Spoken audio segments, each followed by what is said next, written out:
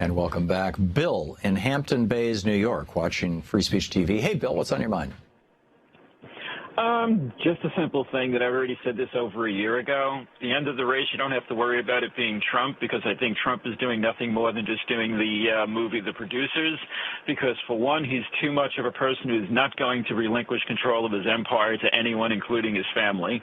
And he even is in his speech is saying he's willing to cut a deal, telling the Republicans, it's like, you give me what I want, you can have who you want, and therefore the only sane person in the room that it's going to look like is what was always supposed to be in the very beginning. It's supposed to be Jeb Bush versus Hillary Clinton, because he's going to look like the only sane candidate you have left. And as far as your last person you had on the air, it's not quite impossible to believe that since we already know a lot of the wealthy are sociopaths, as you've well described, that they're considering the Carl Sagan solution to the global warming crisis, and let's have a nuclear exchange for the nuclear winter. Yeah, I doubt anybody's actually sitting down and saying that, but that could be how it works out, and that would be a really, really, really bad consequence.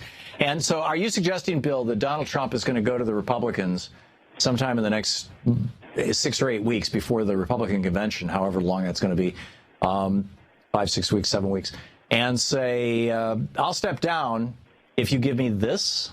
Or are you saying that he... I think what they may do is...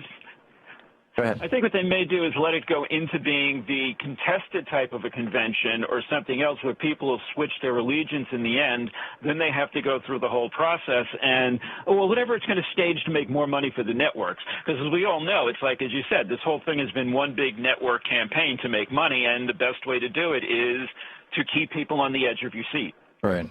And that's why I still think it's going to get down to where it's going to look like Jeb Bush. And plus, everyone's been geared up and all ready to go with the Jeb Bush versus Hillary Clinton routine. And as well as Donald Trump continually keeps attacking Hillary.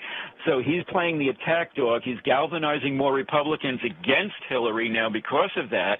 So the whole thing is building. And as Trump goes on, sooner or later, people are going to look at him, although if it keeps going like The Producers movie, they're going to start to fall away from him, which means now they will start to lose people. And so that's why I still think he's doing a Producers movie, and it's all and he's going to continue to being the attack dog for the party, but he's never going to want to relinquish his empire, I don't think, even to his kids, because if he wanted to do that, he would have done that already, and he never has. Yeah, I think your Producers metaphor is or analogy is a really good one. For people who don't know what we're talking about, Bill, The Producers was a Mel Brooks movie that, and the MacGuffin, the story device, is that these two guys who are in the theater business, the Broadway business, figured out that if they could have a Broadway play and they could raise a bunch of money for it and pay themselves a really nice salary and then have that play flop,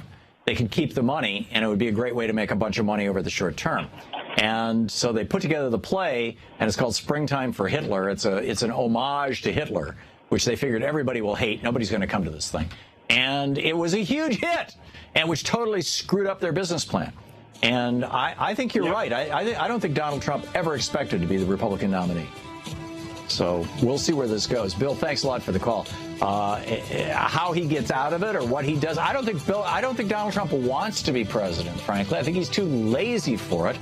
I mean, just look at the way he's been campaigning. If it wasn't for $2 billion in free press, free media, he wouldn't be where he is. We'll be right back. To watch more clips from our programs, hit the Watch More Videos button over here. And please be sure to hit the handy-dandy subscribe button so you'll always be up to date. Tag, you're it.